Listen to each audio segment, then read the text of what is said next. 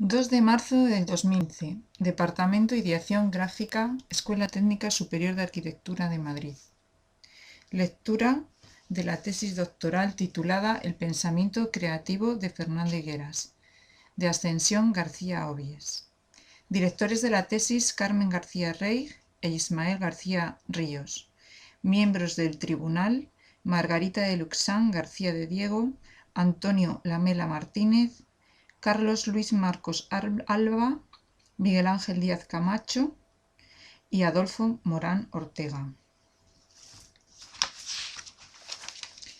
Buenos días. Iniciamos este acto académico saludando a todos los miembros del tribunal, vocales suplentes, directores, agradeciendo su presencia hoy aquí en la Escuela Técnica Superior de Arquitectura de Madrid de la Universidad Politécnica. También saludar a todas las personas que hoy os habéis acercado para de algún modo participar en la lectura o defensa de tesis doctoral titulada El pensamiento creativo de Fernando Higueras. Se inició la presente investigación al observar que no existen apenas a días de hoy investigaciones o escritos que analicen el legado de la obra arquitectónica de Fernando Higueras. Por ello, inicialmente se fijó el siguiente objetivo: acercarse al pensamiento creativo de Fernando Higueras como arquitecto, a través del estudio-análisis de sus constantes creativas constructivas o sus invariantes en la forma de hacer su arquitectura. ¿Cómo hacerlo? Surgió la importancia del estudio de su obra no construida. Eso dio lugar a plantearse el estudio-análisis de reconstitución gráfica de parte de su obra no construida, como germen, maduración o culminación de dichos invariantes. Por lo tanto, señalamos la importancia de su obra no construida y de expresarla gráficamente. Así, en 1972, José de Castro Arines dice: los proyectos no realizados son en el taller los más abundantes, son, a grosso modo, la porción más numerosa de la inventiva de Higueras. Del mismo modo, en el 2007, Fernando Higueras destaca en un extracto de la memoria de su último proyecto, El Capricho, la importancia del dibujo. Fernando Higueras nos dice: cualquier creación debe hablarnos de sí misma en su idioma universal plástico. Si es incapaz de hacerlo por sí sola, de poco sirven escritos explicativos para justificar su defensa. Por esta, entre otras razones, me cuesta describir lo proyectado si no es gráficamente. Las fuentes de investigación con las que nos encontramos son en su mayoría primarias, directamente del autor Higueras Fernando, destacando primero fuentes de primera mano, como dibujos, bocetos, planos, memorias descriptivas y constructivas de sus proyectos, maquetas de trabajo y de concurso, fotografías realizadas por Fernando, reflexiones escritas a puño y letra de Fernando Higueras sobre formato cuadrado, sobre conceptos de arquitectura, transcritas en un apéndice al final de dicha tesis.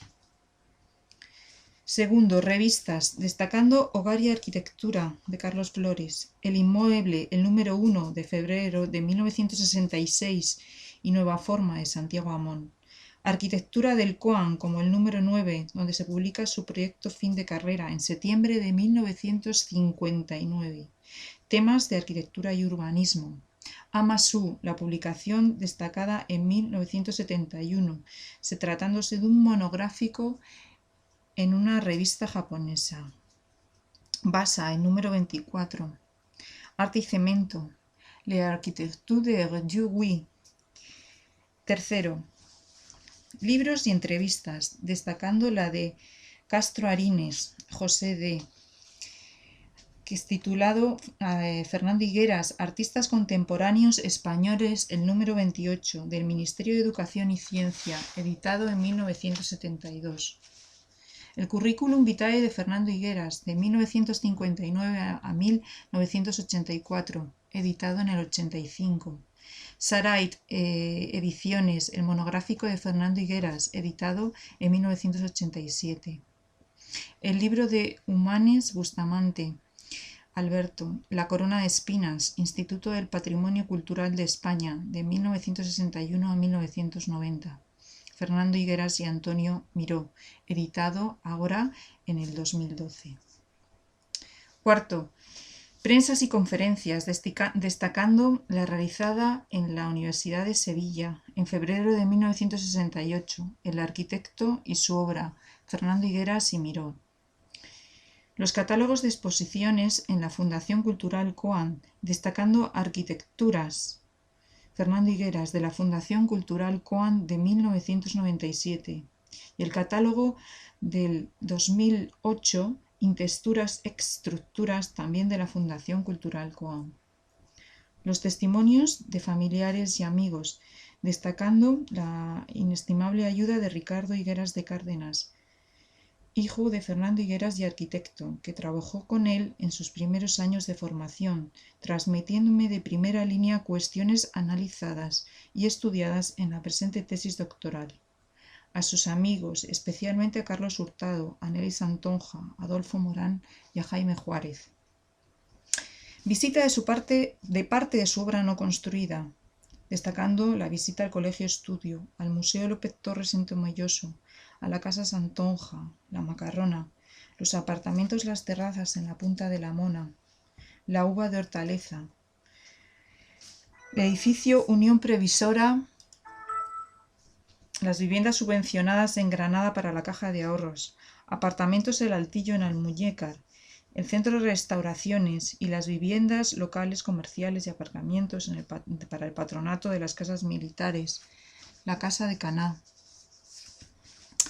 Cuando estábamos finalizando la investigación, creí oportuno escribir una semblanza de Fernando Higueras que une su desarrollo personal y vivencial con las etapas evolutivas de su pensamiento creativo. Dichas etapas evolutivas las podemos enfocar en los siguientes periodos. Primera etapa, de 1930 a 1948. Se trata de las semillas de sus constantes creativas. Su etapa en la infancia en el Instituto Escuela y Colegio Estudio. Como decía Fernando, uno es tal y como es de pequeñito. De la infancia nacerán las siguientes ideas en el pensamiento creativo de Fernando. La importancia de la observación como origen de la creación artística. El respeto al entorno y a la naturaleza. El respeto a la tradición. El oficio, el taller, el artesano como base cultural. El interés por los materiales que se encuentran en la naturaleza y la experimentación con ellos. La segunda etapa, de 1949 a 1962, se trata de la germinación de sus constantes creativas. Etapa de formación universitaria en la ETSAM, formando parte de la promoción 110 de 1959. Su círculo de amistades de juventud conformarán años más tarde parte de la herencia cultural del arte contemporáneo español de la segunda mitad del siglo XX. Inicio de la actividad profesional con Juan Pedro Capote y José Serrano Suñer Polo en el estudio de la calle Serrano. Posteriormente, Ignacio de Cárdenas y Pastor, padre de su esposa, le impulsa y le pone el estudio en Avenida América número 2 y junto a él construirán 54 viviendas y un almacén en el Espinar. En 1961 gana el Premio Nacional de Arquitectura con el concurso del Centro Restauraciones, habiendo presentado ya los 2 años anteriores a dicho concurso, con el Teatro Infantil en 1959, junto con Capote y Serrano Suñer, y con las 10 residencias de artistas en el Pardo en 1960. La tercera etapa es la etapa que va del año 1963 a 1970. Representa el desarrollo y madurez de sus constantes creativas. Colaboración con Antonio Miró en su estudio, firmando con él todas las obras. Es la etapa más significativa y de gran evolución profesional para los dos. Se inicia con la Uva de Hortaleza en 1963 y llega a su culminación con el concurso de Montecarlo en 1969. La cuarta etapa es el periodo de los años 1971 a 1980, nos habla de barroquismo en sus constantes creativas. Fernando Higueras realizará proyectos de urbanismo y complejos turísticos de grandes dimensiones, trabajos en Lanzarote y en las islas, colaboración con César Manrique en los planes generales de urbanización de Yaiza y Tías, en los planes parciales como Cortijo Viejo y Cortijo Costa Roja, los planes de urbanización de Teguise, Famara, etc. Destacamos en esta etapa el Hotel Las Salinas, del 73 al 77 en Teguise, y la Macarrona del 71 al 76. La quinta etapa serán 4 años, de 1980 a 1984, que es el cambio de escala en sus constantes creativas.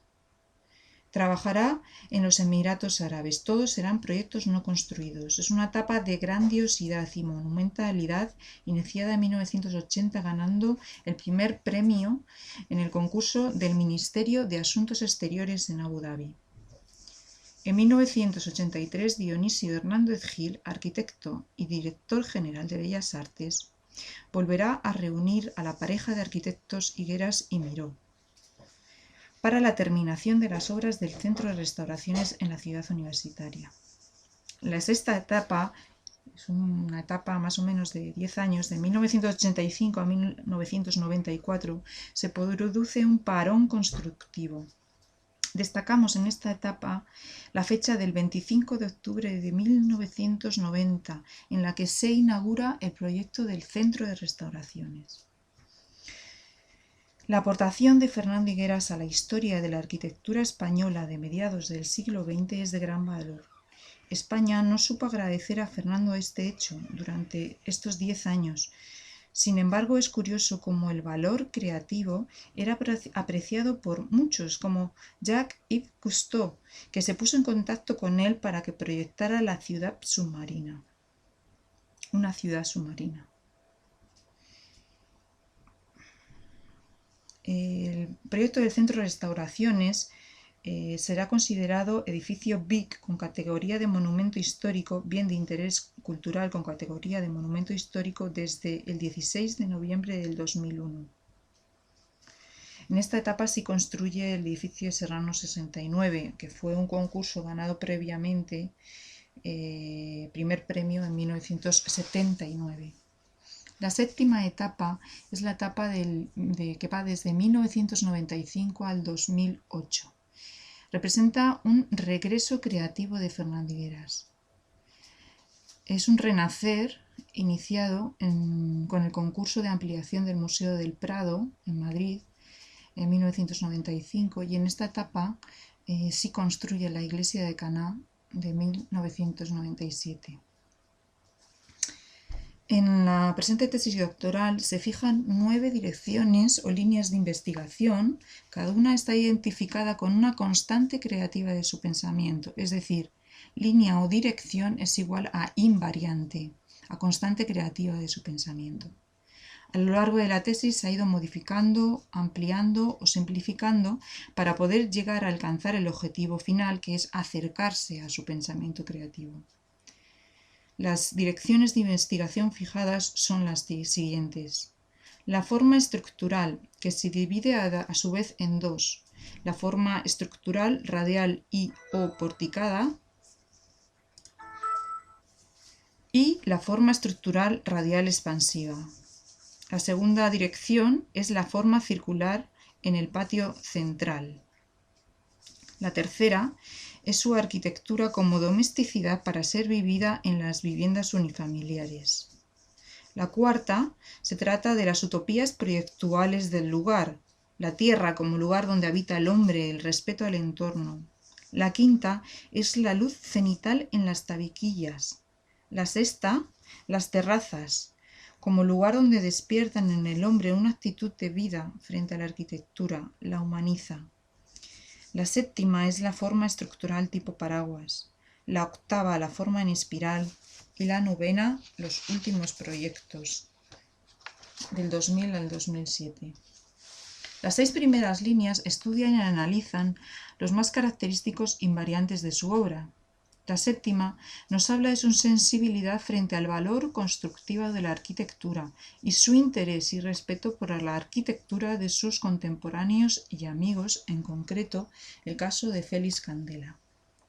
La octava línea o dirección de investigación nos habla de su sensibilidad frente a las formas naturales u orgánicas, como la espiral.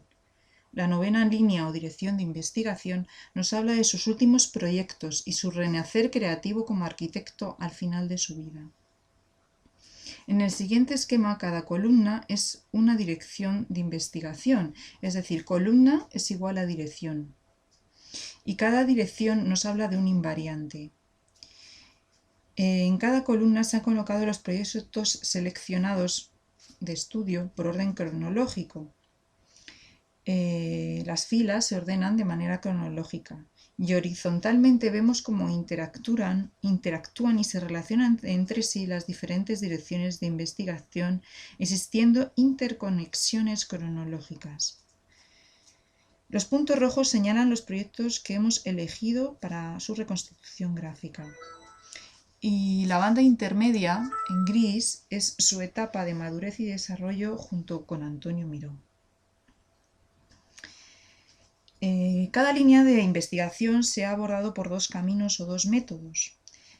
Uno primero, que es el análisis estudio cronológico evolutivo, y un segundo método, que es el análisis de estudio de reconstitución gráfica.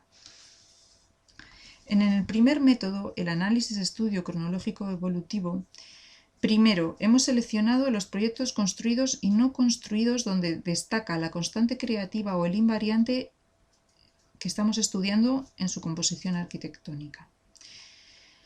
En segundo lugar, realizamos un análisis de esos proyectos seleccionados cronológicamente para observar la evolución de dicha invariante de su pensamiento creativo. Y en tercer lugar, realizamos un análisis del germen, desarrollo, evolución y culminación de cada constante creativa. En cuarto lugar, se elaboran unas conclusiones en cada dirección de investigación en las cuales se constata características comunes de dichas invariantes, evolución cronológica de esa constante invariante y las interconexiones cronológicas y relaciones que existen entre las diferentes direcciones de investigación. En la imagen muestra dicho proceso en la línea la forma estructural radial expansiva.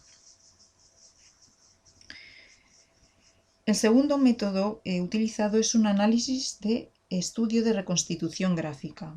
Engloba su obra no construida. En cada línea o dirección de investigación se introducen los proyectos de análisis de reconstitución gráfica que fueran necesarios por representar germen, maduración o culminación de la constante en estudio. Y en total, en la presente investigación, abarca un total de 13 proyectos reconstituidos gráficamente en 2D y en 3D. En la imagen muestra el proceso que hemos seguido para la línea de investigación, la forma estructural radial expansiva. A continuación me centro en explicar como ejemplo una de las direcciones de investigación. Las demás, 9 en total, se han desarrollado del mismo modo. El ejemplo en concreto que elegimos es la quinta dirección de investigación, la luz cenital en las tabiquillas. Dicho invariante aparece en su pensamiento creativo cuando las demás constantes creativas ya han llegado a esa etapa de madurez y desarrollo, de ahí el interés y singularidad de dicha línea de investigación. Como dice Fernando, la luz que solo del cielo vendrá es la que moldea las tabiquillas, consiguiendo unos interiores de gratísimo efecto espacial y luminoso.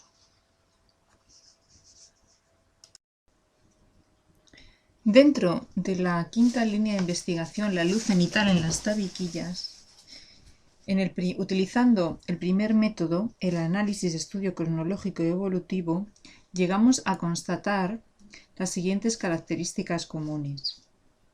La combinación de la luz cenital, el uso constructivo de los arcos tabicados o tabiquillas, con la luz, la geometría y el silencio.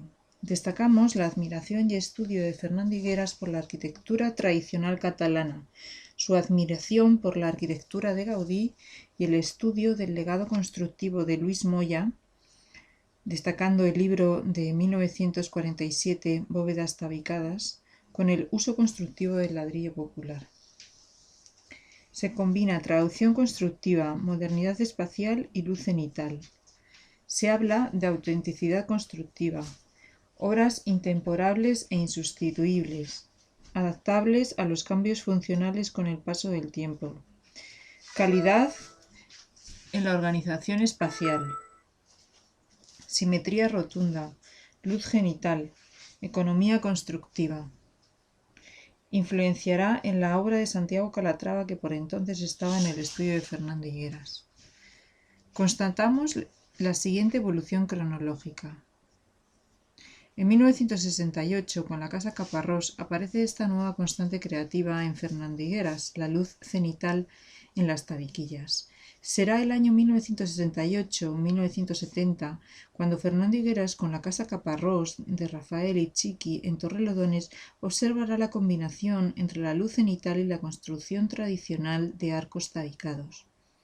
Inicialmente, según los planos y la memoria descriptiva constructiva de la redacción del proyecto, lo resuelve la cubierta con tabiques palomeros hasta el suelo. Luego cambia la solución constructiva por arcos tabicados según se ve en la fotografía de la obra. La luz cenital será todavía introducida solo por el óculo central y no todavía entre arcos tabica. En 1970 construye la Casa Fierro en Marbella. Será una bóveda de cañón conformada de tabiquillas el espacio central de la casa, con una escalera en espiral metálica. En 1971, en la Macarrona en Somosaguas, plantea la misma solución de bóveda de cañón conformada de tabiquillas de la Casa Fierro y franqueada esta vez por dos escaleras metálicas en espiral. En planta observamos rotunda simetría, geometría precisa, como si se tratara de una villa clásica. Además realiza en planta cuadrada exenta al volumen principal, semienterrada, otro espacio abovedado conformado por una cascada de tabiquillas, muy espectacular. En 1971 continúa con estos efectos espaciales de luz cenital y tabiquillas, realizando el proyecto no construido Vivienda Museo para María Josefa Huarte en Somosaguas. Esta vez plantea las tabiquillas en hormigón blanco prefabricado. Fernando Higueras se referencia a sí mismo en el corredor perimetral que plantea, o galería del proyecto de Cementos Atlant de 1966. Es de referencia saturnal. Todo lleno de vegetación colgada en sus bordes, aportando la intimidad necesaria al espacio interior. En 1974, y a través de su amigo Eusebio Sempere, recibe el encargo de la iglesia en Onil.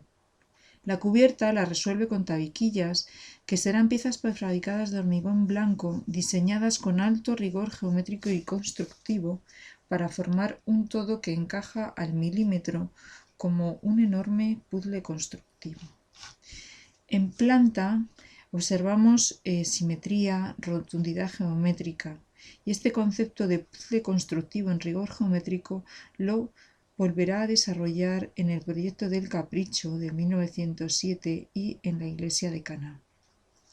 En 1980-83, en Tomelloso construye el museo para el pintor Antonio López Torres.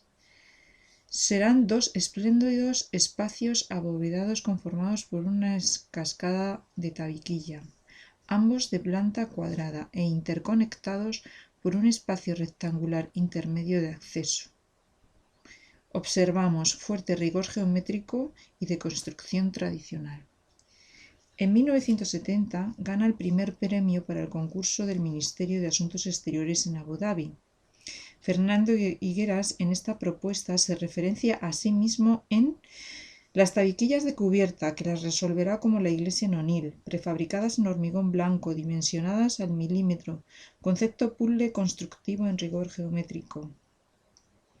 Y en planta nos recuerda a la composición del Museo de López Torres en Tomelloso, de fuerte organización espacial y esquema compositivo.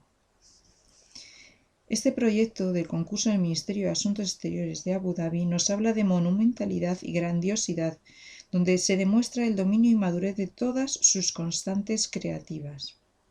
El jurado dirá: el diseño clasificado en primer lugar demuestra una impresionante seguridad en sí mismo, claridad constructiva y funcional.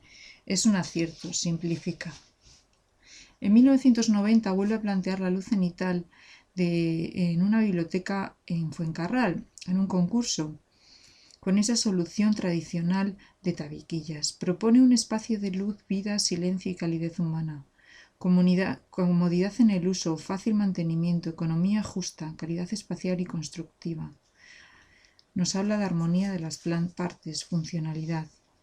La sección será dibujada por su hijo arquitecto Ricardo Higueras de Cárdenas. En el segundo método, en esta quinta línea de investigación, la luz cenital en las tabiquillas, se trata de ese análisis de estudio de reconstitución gráfica y la obra elegida es La iglesia en Onil, de 1974. Son 952 plazas y nos habla de 2.418 metros cuadrados construidos.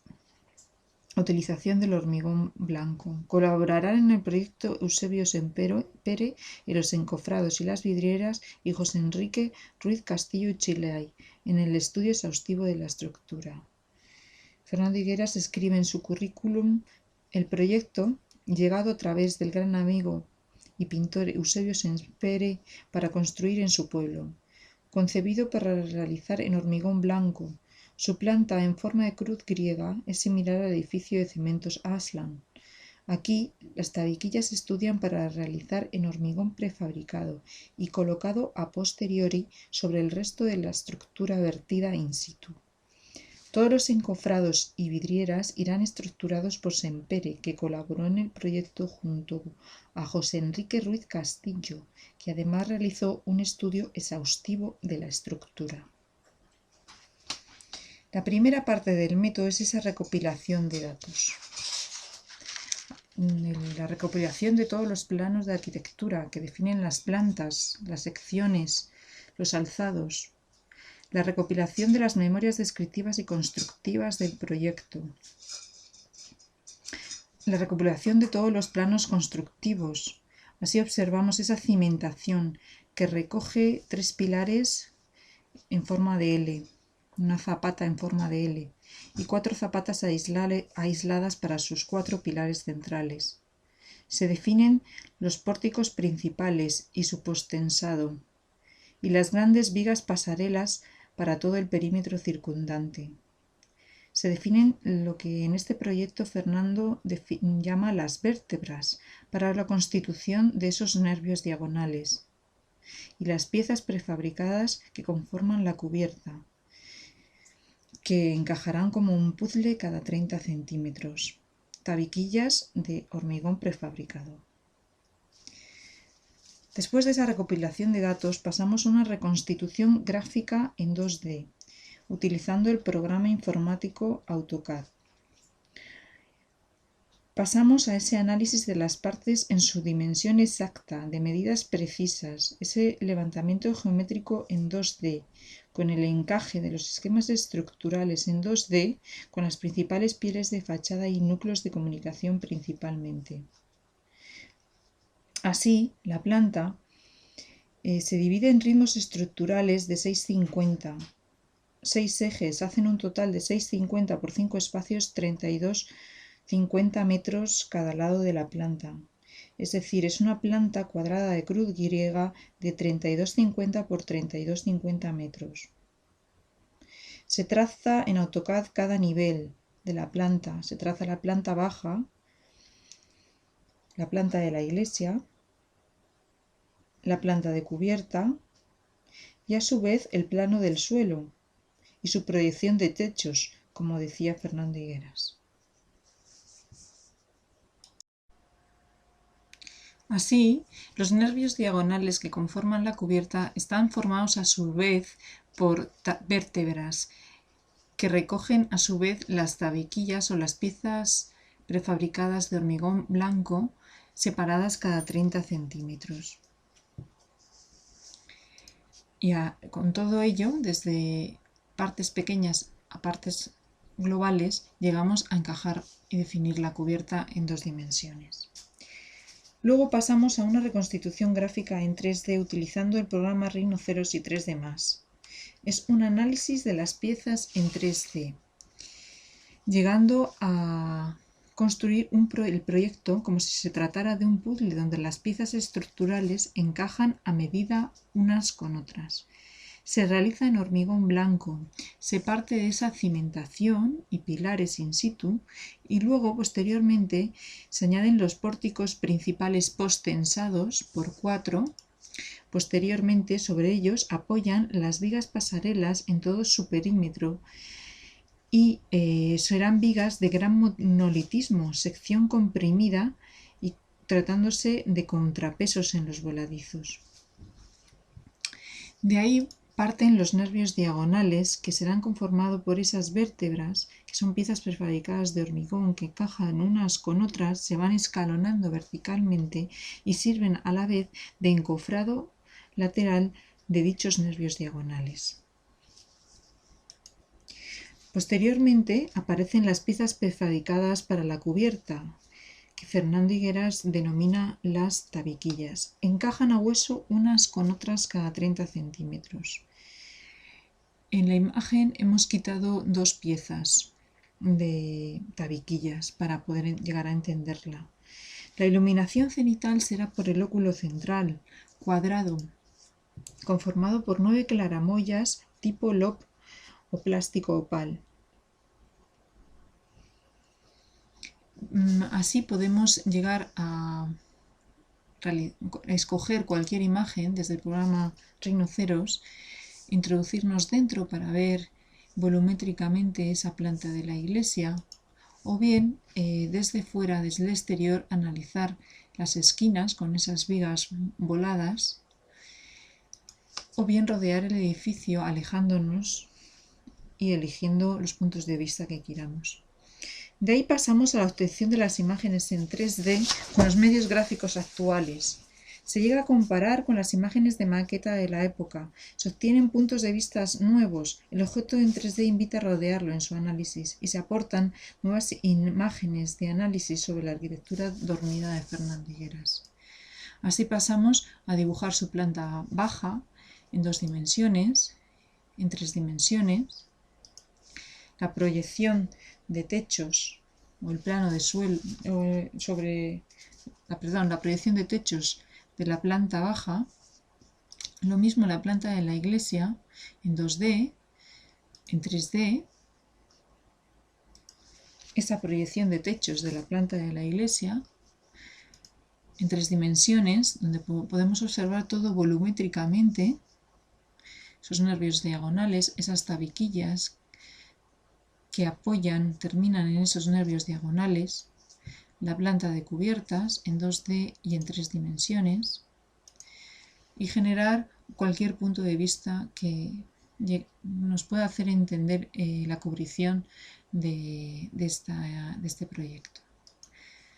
Esa sección, partiendo del plano de Fernando Higueras en 2 dimensiones y en 3 dimensiones, donde podemos observar ese graderío, cómo debajo aparecen las dependencias que necesita la iglesia, esa cripta enterrada, esas vigas, esas 4 vigas de pórticos principales y esas tabiquillas de hormigón prefabricado que llegan a sujetar ese casquete central cuadrado para la introducción de la luz cenital a través de esas 9 claraboyas. Podemos llegar a entender esos nervios diagonales dibujados de manera precisa, obtener imágenes en 3D de ellos y llegar a entender esa pieza de arquitectura. Pasamos a una reconstitución por pasos de esas piezas, planta baja con la cripta, las vigas, pórticos principales postensados por 4, esos 2 tipos, esos 2 pórticos, Luego esas vigas pasarelas en todo su perímetro apoyada en esos pórticos principales postensados, esos nervios diagonales, esas tabiquillas, cada 3, cada 2 y cada 1. Se realiza un montaje gráfico en los paneles Photoshop. En la impresión sobre el papel dibujo de la reconstrucción gráfica de los proyectos seleccionados en la presente tesis, se ha optado por un formato pequeño de láminas A4 por cuestión de practicidad. Sin embargo, la resolución y dimensión de cada lámina puede llegar a ser de 110 centímetros por 80 centímetros.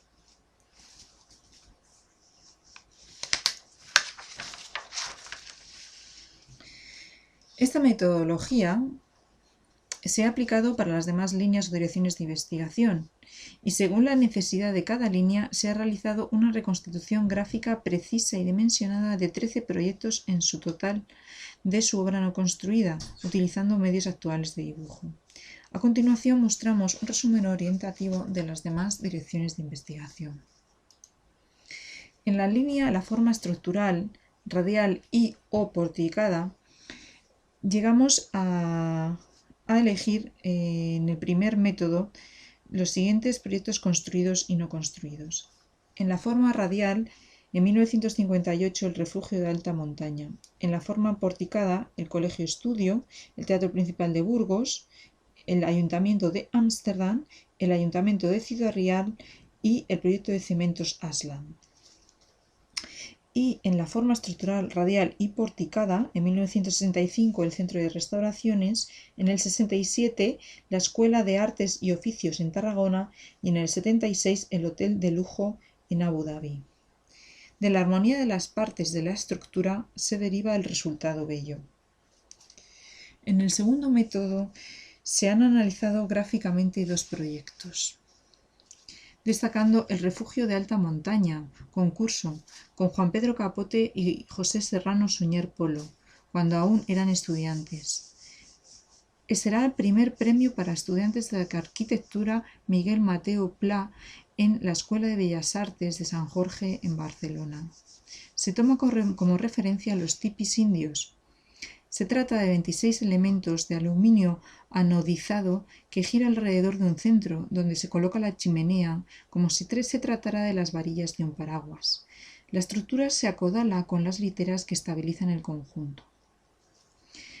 En 3D se ven los siguientes pasos. Primero, esos 26 elementos de aluminio anodizado que giran en torno a una chimenea, que representa el calor en el centro. Cómo se acodola con esas literas, el forjado de los suelos aislado del terreno, la fachada exterior con ventanas entre las literas, los paramentos verticales interiores y la cubierta de cobre. Se posa sobre el terreno como las pastas de un insecto en cualquier lugar. Se encierra sobre sí mismo para incitar al descanso y al calor comunitario. El concepto de chimenea como centro lo retoma en los proyectos posteriores de las 10 residencias de artistas en el Monte del Pardo del 60 y la Casa Caparrós en Torrelodones del 68. En la forma estructural porticada, el Colegio Estudio 1962 al 63 representa el germen constructivo materializado de las ideas. Además, la Casa Santonja en el 64, con una estructura de madera, también representa en esta constante, la forma estructural porticada, una semilla creativa, donde vuela a ambos lados del pórtico un tercio de la luz y con contrapesos de vegetación en los extremos de su vuelo para así conseguir la mínima sección con la máxima luz. En la forma estructural porticada y radial será el Centro de Restauraciones 1965 el ejemplo clave. En la maqueta de proyecto de ejecución del 65 vemos cómo se trata de un volumen compacto. Estando en obra en 1967 se encontraron unos problemas en la cimentación al estar el firme muy lejos, debido al relleno de tierras del arroyo Cantarranas. Por ello, Fernando Higueras y Antonio Miró lo solucionaron recogiendo las ideas propuestas en su reciente concurso del Teatro Principal de Burgos de 1967. Así recogieron de este concurso los siguientes conceptos: el retranqueo de los pilares exteriores 4 metros, apareciendo así un porche perimetral sin pilares. Ahora sí llegan a firmen y ahora existe un ahorro considerable de la cimentación. Además, el retranqueo de la última planta e introducción de la luz cenital por atractivos lucernarios piramidales. En el modificado de 1968 sobre el proyecto de ejecución del Centro de Restauraciones se retranquea esa última planta, como hemos dicho, y se introducen esos lucernarios piramidales. En la forma estructural porticada reconstituimos gráficamente el proyecto del Teatro Principal de Burgos. Es un concurso de 1967. Lo realizará con Juan Manuel Medrano y Antonio Miró, obteniendo el primer premio. En la propuesta, Fernando Higueras Miró y Juan Manuel Medrano entierran el teatro y lo reducen a 500 espectadores. En la planta baja aparece una calle peatonal, locales comerciales y el acceso al teatro. La luz porticada de planta baja es de 20 metros y los vuelos perimetrales serán de 6 metros a ambos lados. Así aparece en planta los siguientes planos de reconstitución gráfica. La planta primera, que será de locales comerciales, la planta segunda, que serán las oficinas, la planta tercera, que también será de oficinas, la planta cuarta, destinada para locales culturales y recreativos, la planta quinta, destinada a bibliotecas, y el altillo de la biblioteca. Además, el proyecto del Teatro Principal de Burgos representa el germen de otros conceptos desarrollados posteriormente en los siguientes proyectos. La fachada del Ayuntamiento de Ciudad Real y el edificio de Castellana 266. En el Teatro Principal de Burgos, con el lema claro oscuro, representa unos paneles prefabricados de hormigón retranqueados 1 metro y protegidos por antepechos, celosías, jardineras y vigas en U invertida que arriostran los pórticos y alojan a su vez a las persianas. Además, existe un cambio de modulación en el ritmo de los pilares. Los esfuerzos son absorbidos en la enorme ménsula de vigas dobles en el primer forjado sobre planta baja. Este concepto lo materializará en las viviendas, locales comerciales y aparcamientos para el Patronato de Casas Militares en San Bernardo en 1967-75. Además, en este proyecto también coloca una calle peatonal transversal y locales comerciales en planta baja, como en el concurso del Teatro Principal de Burgos del 1967.